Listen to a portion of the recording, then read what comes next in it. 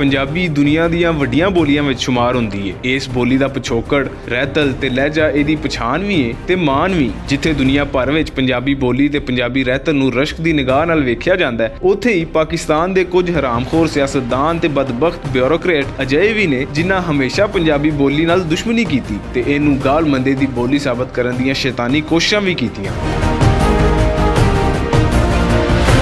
ਇਹਦੀ ਤਾਜ਼ਾ ਮਿਸਾਲ ਐਸੋਸੀਏਟਿਡ ਪ੍ਰੈਸ ਆਫ ਪਾਕਿਸਤਾਨ ਵੱਲੋਂ ਮੁਕਾਮੀ ਬੋਲੀਆਂ ਵਿੱਚ ਸਰਵਿਸ ਸ਼ੁਰੂ ਕਰਨਾ ਹੈ। ਇਸ ਇਦਾਰੇ ਉੱਤੇ ਗਿੱਦਾਂ ਵਾਂਗਰ ਕਾਬਜ਼ ਬਦਬੂਦਾਰ ਅਫਸਰਸ਼ਾਹੀ ਨੇ ਫੈਸਲਾ ਕੀਤਾ ਹੈ ਕਿ ਇਦਾਰਾ ਅੰਗਰੇਜ਼ੀ, ਉਰਦੂ, ਸਿੰਧੀ, ਸਰਾਇਕੀ, ਪਸ਼ਤੋ, ਅਰਬੀ, ਬਲੋਚੀ ਤੇ ਬਰਾਵੀ ਬੋਲੀਆਂ ਅੰਦਰ ਵੀ ਆਪਣੀ ਨਿਊਜ਼ ਸਰਵਿਸ ਮੁਹੱਈਆ ਕਰੇਗਾ। ਇਹ ਫੈਸਲਾ ਜ਼ਰੂਰ ਸਰਾਹਨਯੋਗ ਹੁੰਦਾ ਜੇ ਫੈਸਲਾ ਕਰਨ ਵਾਲਿਆਂ ਦੇ ਬਦਬੂਦਾਰ ਦਿਮਾਗਾਂ ਅੰਦਰ ਪੰਜਾਬੀ ਦੁਸ਼ਮਣੀ ਦਾ ਕੀੜਾ ਨਾ ਹੁੰਦਾ। ਇਹਨਾਂ ਨਾਲਾਇਕਾਂ ਤੇ ਅਕਲ ਦੇ ਅੰਨੇ ਪੰਜਾਬ ਦੁਸ਼ਮਣਾਂ ਨੂੰ ਉਹ ਬੋਲੀ ਕਿਉਂ ਨਜ਼ਰ ਨਾ ਆਈ ਜਿਹੜੀ ਮੁਲਕ ਦੇ 12 ਕਰੋੜ ਆਵਾਮ ਦੀ ਬੋਲੀ ਤੇ ਦੁਨੀਆ ਦੀਆਂ 10 ਵੱਡੀਆਂ ਬੋਲੀਆਂ ਵਿੱਚ ਸ਼ੁਮਾਰ ਕੀਤੀ ਜਾਂਦੀ ਹੈ।